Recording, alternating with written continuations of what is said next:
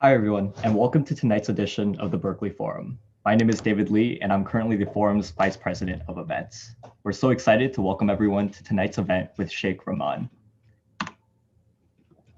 A couple of items before we get started today. You can fill out our attendance form for the event at tinyurl.com/RahmanAttendance. And of course, if you have any questions for our speaker tonight, fill in our forum at tinyurl.com/RahmanQuestions. And as we do at all of our events, the Berkeley Forum would like to take this time to acknowledge that our events and UC Berkeley's campus sit on the territory of the Ohlone people and that we benefit from the occupation of this land. It is important to us that we recognize this history out of respect to the Muwekma Ohlone, who are still present in Berkeley and the Bay Area today. For more Native education resources on campus, we encourage you to look into the Centers for Educational Justice and Community Engagement. And with that, I'll hand it off to Raisa Khan, our event manager tonight.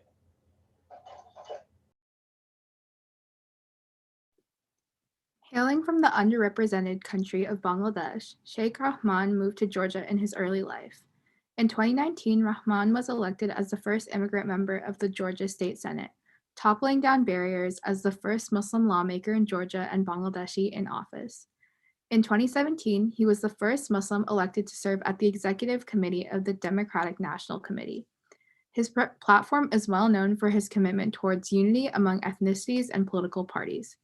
Prior to his career in the Georgia legislature, Senator Rahman served as a member of the NAACP, the National Action Network, and the American Civil Liberties Union, as well as the National Advisor of the Alliance for South Asian American Labor.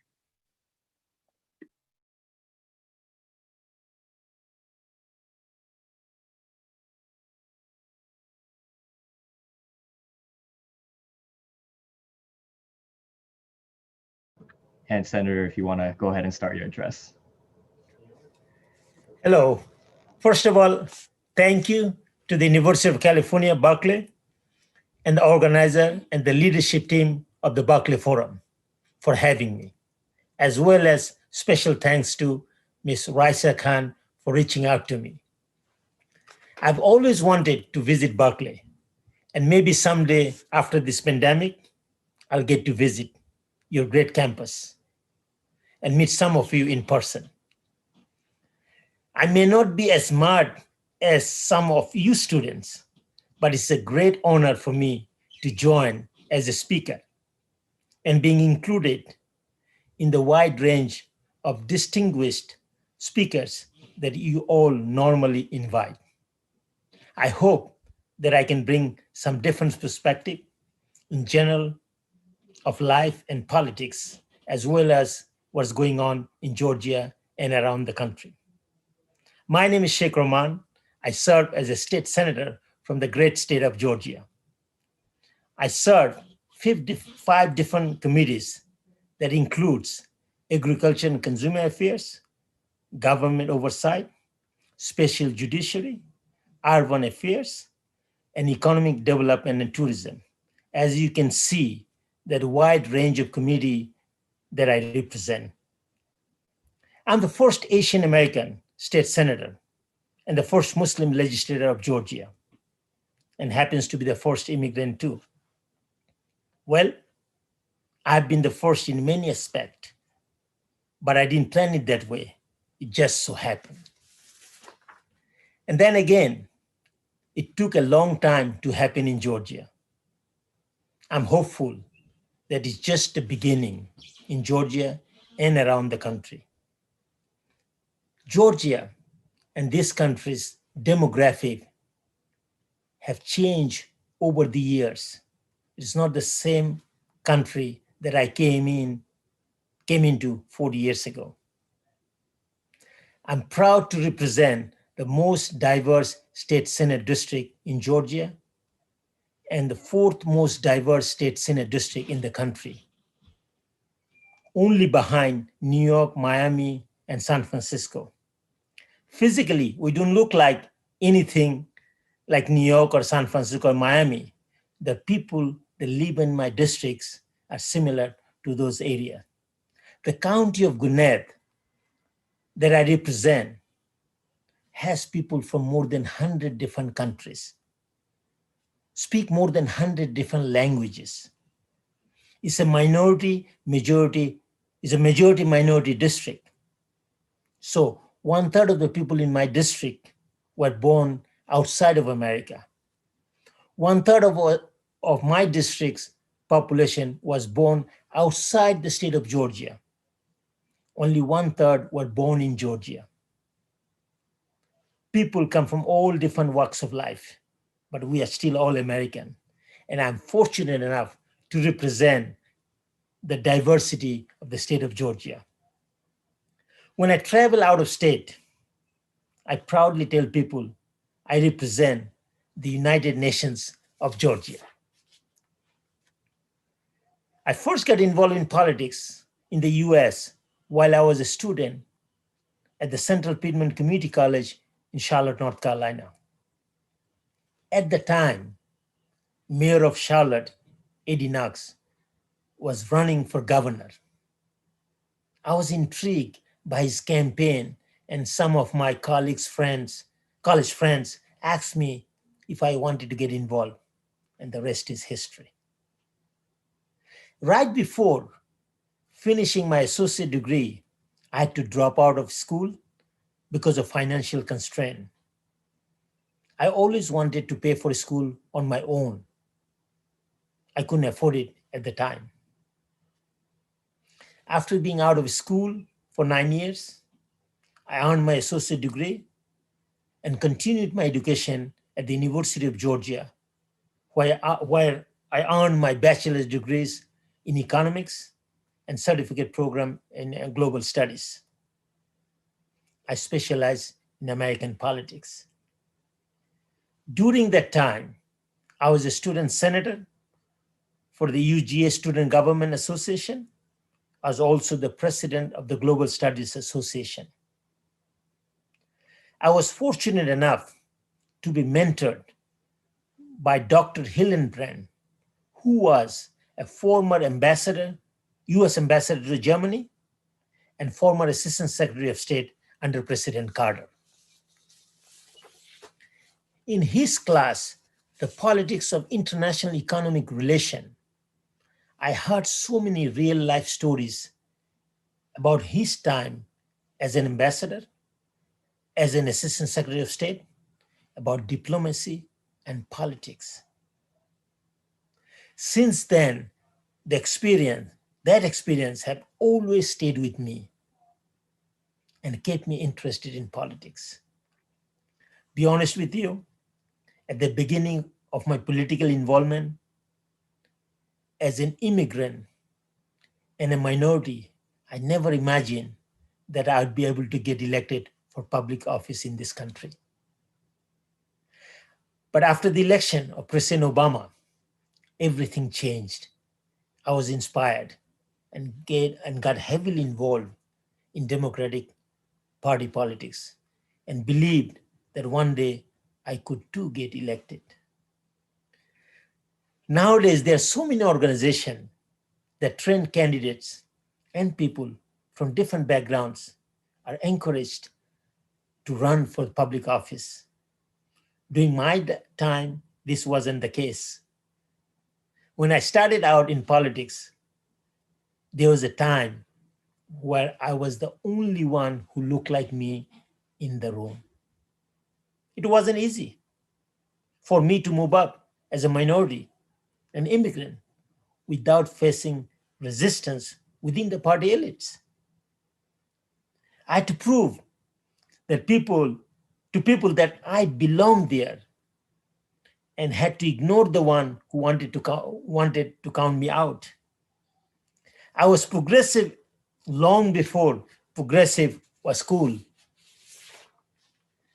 I used my strength of forming coalitions with diverse group of minorities over the years to get to where I am today.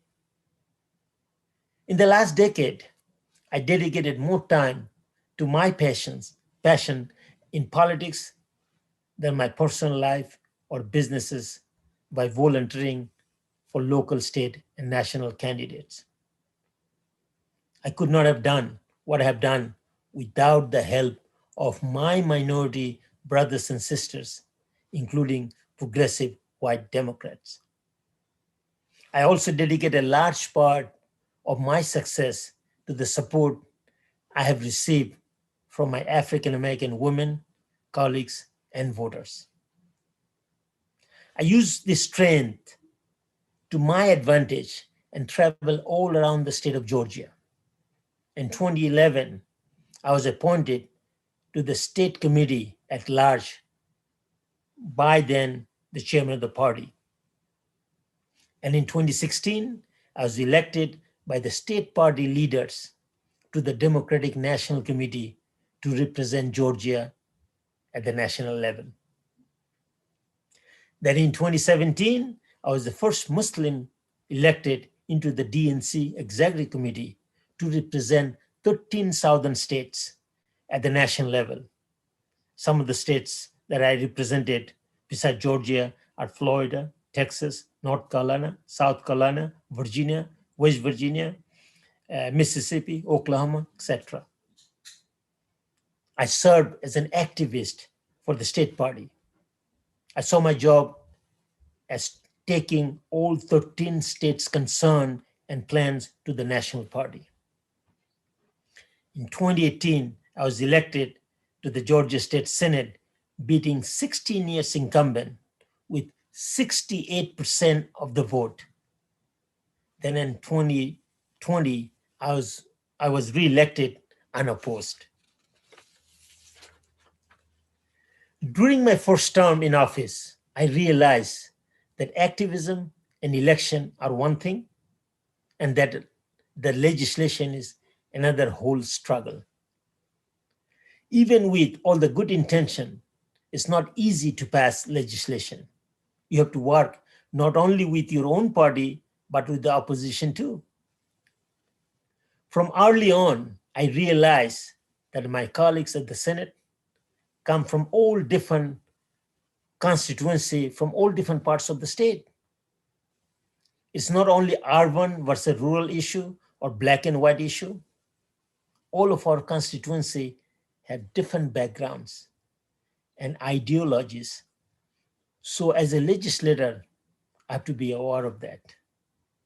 In order to be successful, you have to work with your colleagues, no matter how much you disagree on policies.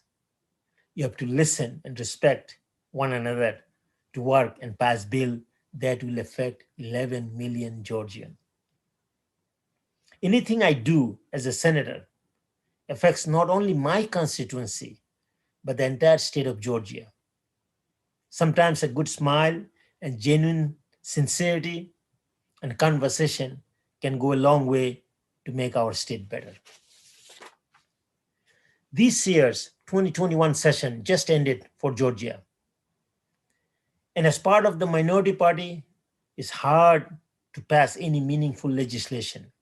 But we did the best we could to make some of the worst bill a lot better. I was fortunate enough to be able to pass one of my resolution for creating a Senate Outdoor Study Committee to see how outdoor learning experience can help Georgia's children and young adults, both in their educational experience and beneficial to their well-being.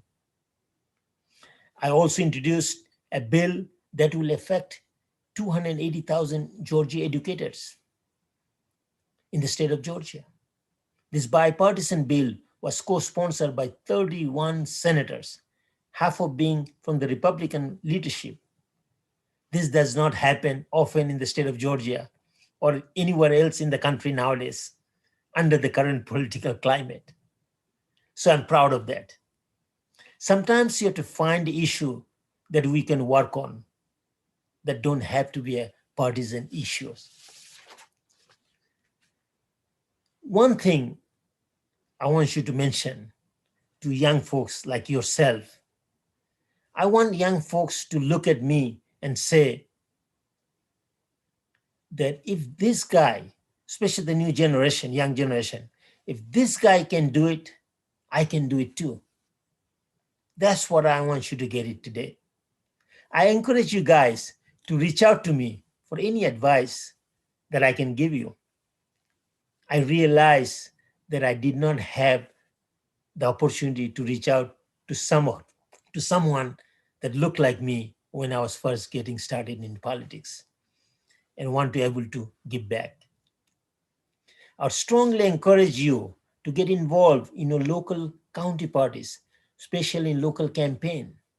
Get involved in college Democrats or young Democrats, whatever party you choose. Get involved. Learning ins and out of county level politics is the key to understanding and being successful in your future political goal. The key is to help others so others can help you in the future. As student of the next generation of leaders, you just cannot stay on the sideline anymore. You have to come out at the front of the line. This country's future depends on you. I have a faith in the next generation to create a better future for all of us. However, you must realize that we cannot do this alone. All of us has to participate. Everyone has a job to do. Everyone has to contribute and sacrifice to have the same goal, to make future better for all of us, for this country. There's no substitute. Thank you very much. I'll just end over here, and whatever question you have, I'll be glad to answer. Thank you so much, Senator Rahman, for that incredible address. I'd now like to introduce our moderator for the evening, Ayush Patel, for the moderated portion of the event. Thank you so much, Senator Rahman, for being here today. We are so excited to have you. Before I start, I would like to invite the audience to fill out the question form in the description if they haven't done so already. I'll proceed with the questions. As you mentioned, in 2019, you became the first immigrant and the first Muslim member of the Georgia State Senate. What factors do you think contributed to your landmark campaign? Well, what I did, because if you look at my district, so diverse, I want to make sure first thing that people work on my campaign that looks like my that the people I'll be representing. So I have a student, I went to Georgia Gwinnett College and recruited the student, all young folks from all different parts of Hispanic, Asian, Black, white, people come from different countries. I want to make sure that people are going to be campaigning for me that looks like me, looks like a district. And one thing I did is to make sure I paid my volunteer. A lot of time in our elected officials or politicians, they spend a lot of money for consultancy fee and all this television commercial, whatever it is. But I make sure I paid my volunteer. Even then, before, a lot of people had a problem trying to get a volunteer. I didn't have a problem. I paid $15 an hour. Some of the students that knocked doors and work for me. I want to make sure they're comfortable. They are willing to do whatever it takes to get me elected. And they did a tremendous job. My campaign slogan was, "It's our time now." So I want to make sure the volunteer that work for me, they own the campaign. They are the part of the campaign. And that's what made me successful winning this election. So it is clear that diversity is very important to you. It contributed to your success in the last election.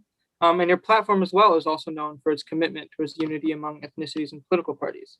So what changes, if any, do you hope to see in our system of government writ large to achieve those goals, perhaps in the Senate or elsewhere?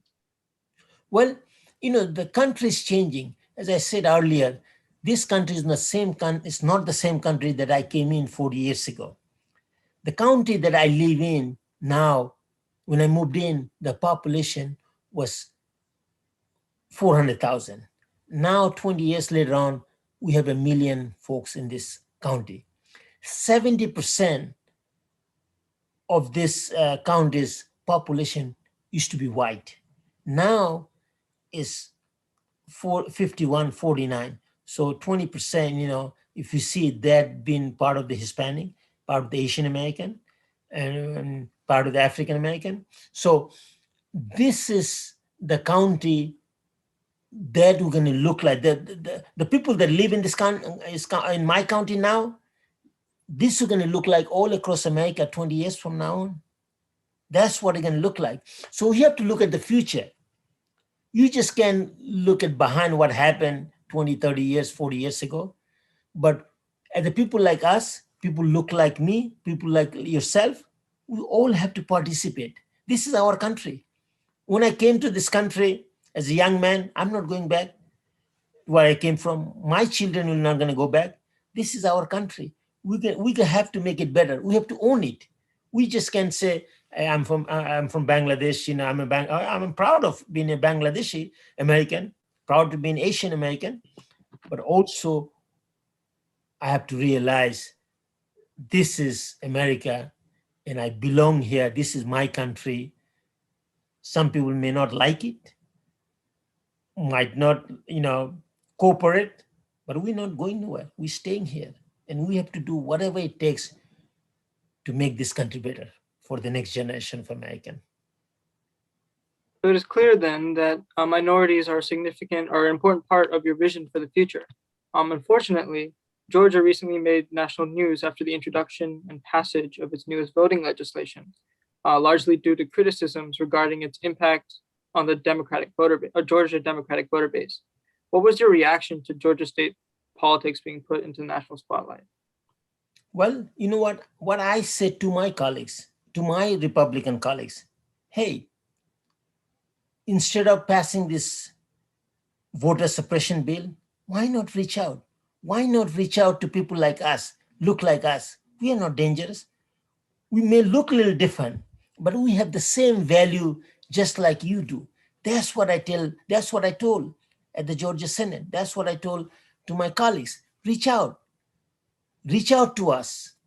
And I also told them the country is going to look like, if you can reach out and try to reach out and satisfy certain group of people that only look like you, you're going to be failing. You're going to be failing. You're not going to succeed. You cannot hold on to the power. Only way you can hold on to the power to aiding people that looks like me.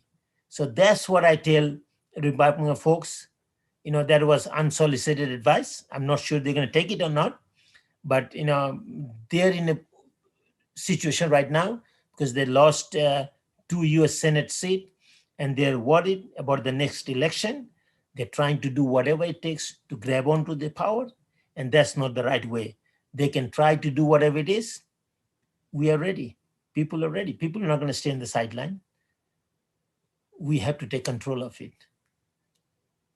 So because people in the Senate are worried about holding onto power, it seems like getting things done for minorities sometimes could be an uphill battle. So what are the biggest challenges, if any, that you have faced as an underrepresented lawmaker in the Senate? Well, one of the things that Medicaid expansion, we still, because of the control, we have over 500,000 Georgians still don't have health insurance. We are the greatest countries in the world. I tell my colleagues, Georgia is #1 state for business. But I hope someday we can say Georgia is better state for education and healthcare and everything else, be welcoming state. That's what we need to try to achieve.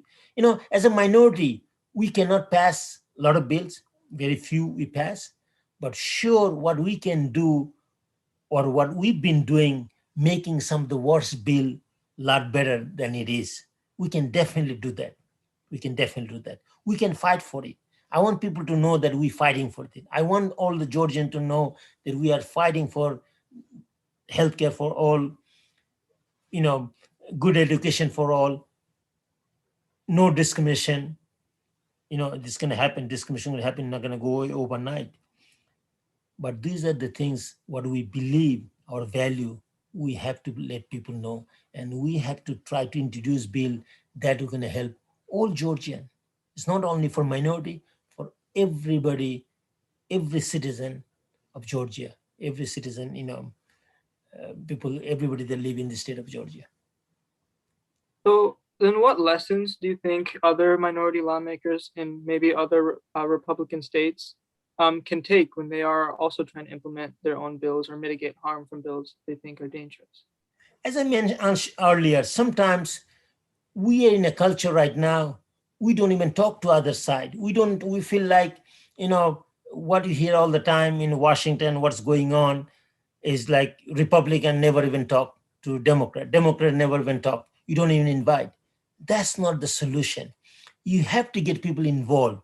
You have to listen to their perspective, because my opposition, somebody voted for them, just like somebody voted for me. So they have to satisfy their concern. So you have to understand what they come from, and you have to try to work it out. You have to sit down, you have to talk, you have to negotiate. And that's the only way we can achieve, because they have to understand too, they will not going to be in the majority forever. And we have to understand too that we are trying to get the majority, and we cannot act like what they're doing. So it's both sides have to give up something. If everybody can give up something, we can achieve something better for all of us. So it seems like you have an intimate understanding of how Republicans appeal to their voter base. You ran for state legislature twice in the past, and you lost both times to Republican opponents before your successful campaign. How, if at all, do these losses impact your platform and your approach to the future elections? You know what? I lost twice, but I learned a lot. Because what happened is I challenged Republican House Caucus's chairman. So the first time when I ran for the state house, there was maybe a couple of hundred folks looks like me. I was knocking Republicans folks' door, because as I said, we all want the same thing. We all want better education, better healthcare, better jobs, better economy for the state of Georgia. So we have to find a common ground. You cannot just be a negative all the time or positive all the time. And you have to talk to folks that care about their community and the community you live in. And you have to have that understanding. And that's the only way people can vote for you. And that's how I tried out and how receptive I was. And I had a good, people really, my voter really reacted well enough. That's what I keep trying. That's what made me successful. You just can't give up. Just because you lose election, that's not the end of it. If you don't get the first time, try second, third. But if somebody, wants to keep running every time there's election, and then maybe too much, maybe going too far, and you have to understand what is your strength. And as I said, you have to have a bigger coalition. You can't just win elections with someone just look like you, or people only, believe in exactly what you believe in. You have to bring people from others, from people that don't look like you, people don't exactly believe what you believe, but as long as they feel confidence that you're going to represent them, they're going to vote for you. You have to ask for it. If you don't ask it, nobody's going to vote for you. And that's the lesson I learned. You have to ask for his vote. Because a lot of time I met some folks that say, you know what, I'm going to vote for you because your opponent never asked for my vote. So since you came and asked for me, I'm going to vote for you. And that was probably one of the most important lessons that I learned. You have to ask for the vote. So those tactics of asking for the vote, going door to door, were extremely successful in the last presidential election, where Georgia turned blue. So speaking a little bit about the national conversation, recently you met with Joe Biden and Kamala Harris and other Georgia state legislators and other AAPI advocates and rise of the rising hate crimes involving the AAPI community. How, if at all, do you think conversations like this will impact potential legislation surrounding the issue? It's greatly already impacted. If you look at it, it's interestingly you asked that question. Right after this Atlanta shooting, I was reached by the White House Office of Outreach, and I was talking to one of the senior advisors, and Joe Biden and Vice President was supposed to be in Atlanta anyway for the rally.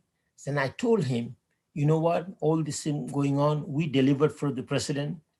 I want to make sure president give us a little bit time. I want him to hear our concern. I want him to hear us, some of the legislator, and some of the grassroots level organizer in the community, AAPI community. He need to give us a little bit time. And I asked for it. And you know what? After that meeting, same night at night, I get an email that they're thinking about it. There's a very good chance the president gonna meet. And guess what? Next morning, I was told to make sure I send my all this COVID test and everything else. And President Biden and Kamala Harris canceled the program and came to meet us, gave us 90 minutes. If you wouldn't ask, that wouldn't happen. If I wasn't asking that question, this probably would not have happened because I asked for it. And President,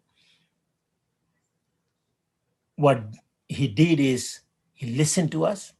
And if you go back to after the meeting, he came out, White House API initiative, if you look at it, and some of the proposal that he proposed, some of the solution that he introduced came out of that meeting. That was the proposal that we gave. So there's always a great impact if you have a leverage or if you have a meeting, you have the opportunity to talk to the leaders, people like you talk to the president or vice president or whoever, they're gonna listen. When my constituency call me, wants to see me and have an issue that wants to talk to me, if I sit down and talk to them, definitely there's impact. I'll try to do whatever is right for that constituency. So that's why I said that really already impacted, because a lot of the things that coming out of White House came out of that meeting. So it seems like your work has also, shaped the national conversation. You've also worked with some other national organizations like the NAACP and the National Action Network and the ACLU. How, if at all, has being part of these organizations impacted your goals as a member of the Georgia Senate?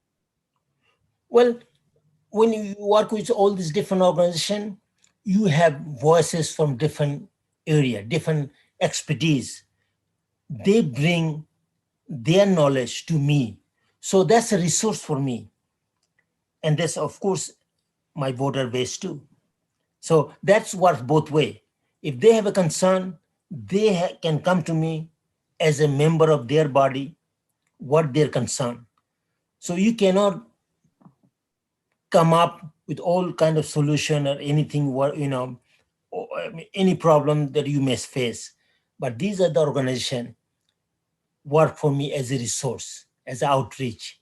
Whatever I want to do, I can go to this organization, talk to their members, and I can tell what I feel, what's going on, update all the legislation, what's at the legislature, who is thinking what bill is coming up, and what's their thought. So exchange of ideas is the number one, is the key to come up with successful legislation, or at least you can try.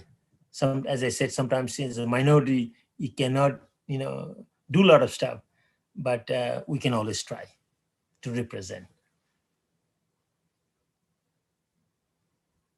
So I guess sort of parting words before I move on to the audience questions.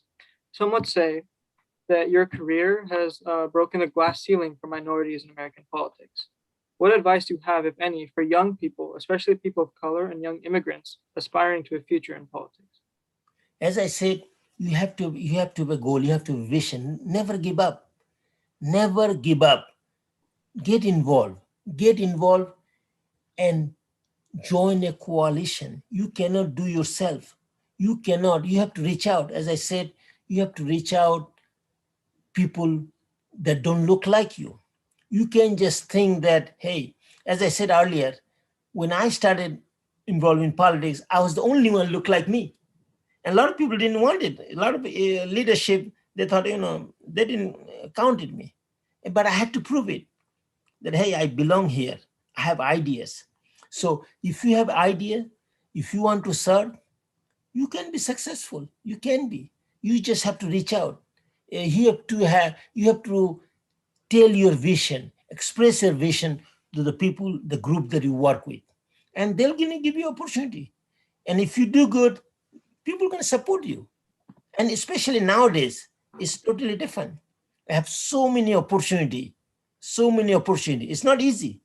I'm not saying it's going to be easy, but if you stay on the course, you can be successful. As I said, and you cannot give up. Be persistent. So do you think that there is a particular path that these students should go on? For example, should they start in local politics or immediately set their sights on like national politics or state level politics? No, you do not go national, because just like when you go to college, you are in university, you have to go through the elementary school and middle school and high school. And so don't jump in just because you're successful. It's possible for some folks. If you're, as a young person, I always tell, if you're in a college, join college organization. If you're a young professional, join Young Democrats. The area you live, if there's a city committee or county committee, county commissioners, local politics, that is the key. If you know what's going on locally, you can succeed nationally, because all politics is local. National people, you can probably raise money from nationally, but your politics still is local. All politics is local. So you have to work within your community, within your constituency, because they are your voter. And you don't jump in, do some research, get to know the people, help others, and they'll help you. It's a great lesson to end my questions with. Now we will go to some audience questions. If you have not had a chance to look at the form, please submit questions and feel free to include your name and pronunciation. First, we can start with Farhan's question. The term Asian American covers a broad swath of people from various ethnicities. As a Bangladeshi American, how connected do you feel to the term Asian American?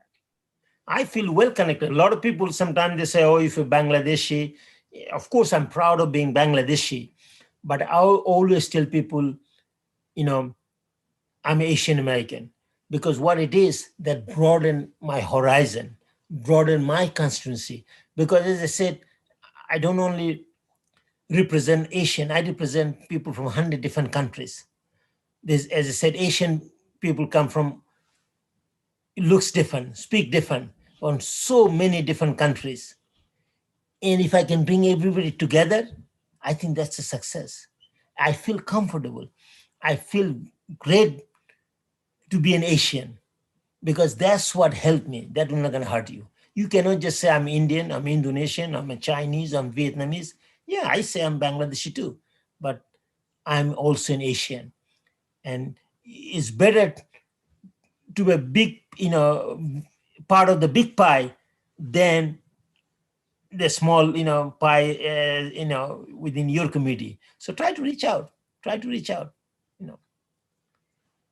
So our next question is potentially from someone who's been inspired by the sort of on the ground sort of activism and door-to-door things that have been going on in Georgia in the past few months. And they're curious about what your experience campaigning for Reverend Warnock and John Ossoff was like. It's great. I'm glad that they got elected. I did my best, whatever I could. I was probably the only state senator attended more rally than any of the state senator in the state of Georgia, because I wanted to get involved. I wanted to, all of my colleagues did a great job. All the party leaders, they did a great job. Not only I thank the people from out of state who came to Georgia knocking doors. We could not have done it ourselves. It's impossible. All the donation, all the time and money that people gave from outside Georgia, I'm grateful for that. And it wasn't a decision for me that should I, or I was committed. I did whatever I could to help them. And I'm glad I did. Wasn't wasted at all. And I'll do it again. If I had a choice, I'll do it again. And thank you to America to helping us out.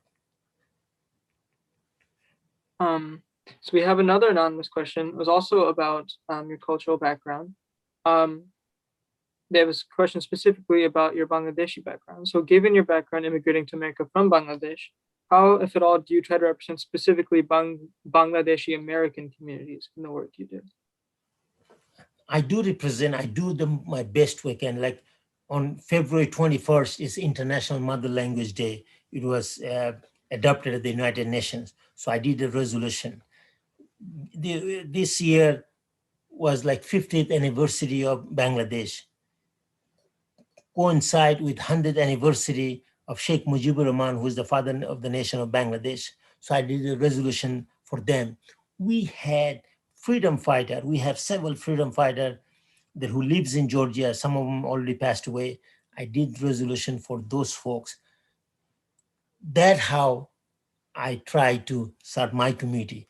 I have so many community. The people that live in my district, Bangladeshi community is a small portion, but they're very well dedicated. Most of them voted for me, and I want them to get involved.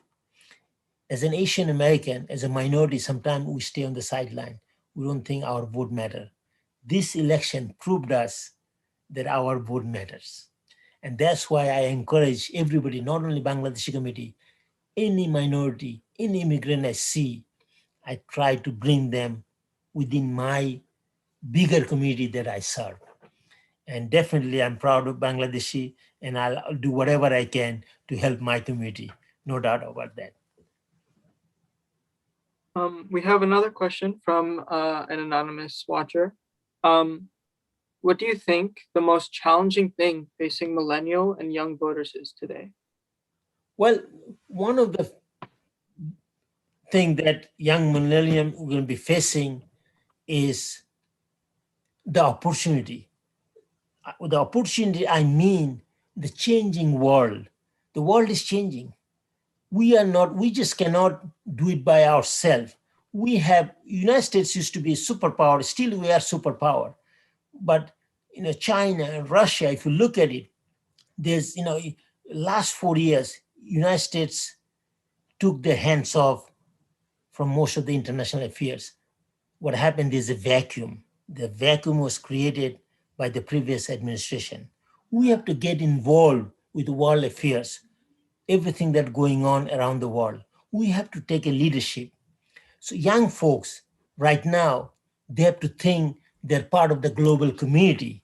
At the same time, they have to think how we can be leader of the world. And that's the only way we can move forward. We can keep our dominance, dominance in a good way, to contribute to the greater society, to the greater world. And that's the one millennium will be facing. If you look at when I came to this country as a young man, we didn't have the internet. Now somebody in a village in India, in Bangladesh, or in Brazil, anywhere in the world, with the click of a button, you can reach out the entire world. So we are all interconnected. So how we manage that, how we maintain that connection, that will be the key. And that's the challenge that we will be facing in the long run. And of course, the security and everything, there are a lot of other issues. But the number one thing that we have to understand, we are part of the bigger world. We are the leader of this world, free world. But then again, to hold on to that status, we have to work hard. Nobody's going to come and give it to us. We have another question from an anonymous viewer, perhaps a little bit more heavy. But have you faced discrimination for your religion as a state senator in Georgia? Well, not necessarily as a state senator, but I came in during the Iran hostage crisis. So the first time I came in, right within a month, less than a month, somebody threw a beer can at me while I was walking from school to my apartment and said, "Go back home." They thought I was a Middle Eastern, So that's just beginning. But I can't keep that on my mind. I can say that's happened. I had to move forward. After not after, I mean, after I finished my school, when I got an employment a number of years ago, I was discriminated all the time. People say, oh, you don't speak good English. You have a communication problem. I still have a communication problem, I think. I wasn't born, I speak Bengali. I learned English pretty much in this country. So I faced a lot of discrimination. I couldn't move up in the corporate level. So it was tough. It was not easy, but not as a senator. As a senator, I think did not face, I think most of my colleagues treated me well, and I'm blessed. I'm blessed. I'm sure many people in the audience tonight can also relate to being close to an immigrant, having immigrant parents. In your experience, how has your status as an immigrant influenced the way in which you approach politics? Well, especially when I represent all this diverse community and I can understand better where people are coming from.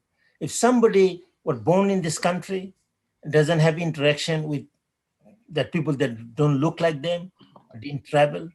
By the way, I travel more than 25 different countries around the world too. And I interact all the time with the community that I live. They come from all different parts of the world, different part of the state. So when you interact with people that don't look like you, don't speak your language, you have a better understanding. And I think when people look at me and they say, hey, as an immigrant, really helped me, especially in my district. People look at me and say, hey, this guy can represent me. So they have a confidence in me. And I have a confidence on them.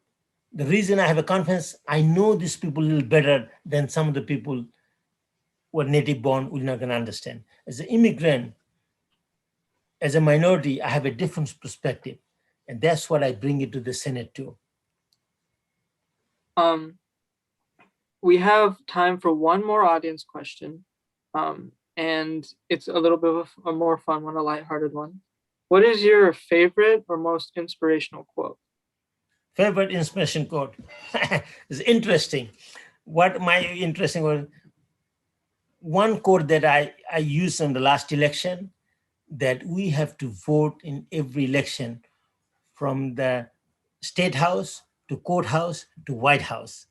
That's my code, political code, because you cannot go to the poll and just tick mark on the presidential election or governors. You have to go all the way down the ballot. And that's why my code is go to the poll, vote. When you vote, let's vote to State House, to Courthouse, to White House. That's my favorite or fun quote. Well, that's all the time we have. Thank you again for answering our questions and the audience's questions. I'll now like to invite our VP of Events, David Lee, back up to the virtual stage for some closing remarks. Thank you so much both for that really engaging conversation. I'm sure everybody in the audience really enjoyed that. And Senator, like I mentioned earlier, at all of our events, we like to give our speaker a little token of appreciation. So of course, this event is no different. This poster was custom created by one of our communication committee members, Kaho Atake, and I'll go ahead and give you this space right now to give any closing remarks if you have any.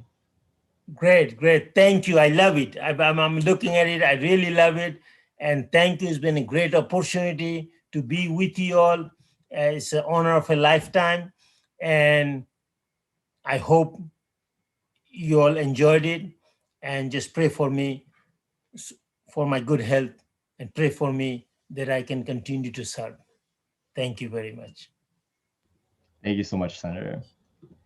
And of course, tonight's event wouldn't have been possible without all of the incredible work from forum members behind the scenes. So to everyone involved, thank you so much. And speaking of events, our final event of the semester is actually this Wednesday from 5 p.m. to 6:30 p.m., a panel on the future of cities. So we'd absolutely love to see everyone in the audience there for that event as well. And thank you so much for coming. Of course, if you have any feedback on this event or anything else forum related, you can go ahead and fill out our form at tinyurl.com/forumfeedbackspring21. And of course, if you're willing and able, we'd absolutely love any financial support. So any amount goes towards putting on more events. And our Venmo is at the Berkeley Forum. Thank you everyone so much for coming out to tonight's event, and we hope to see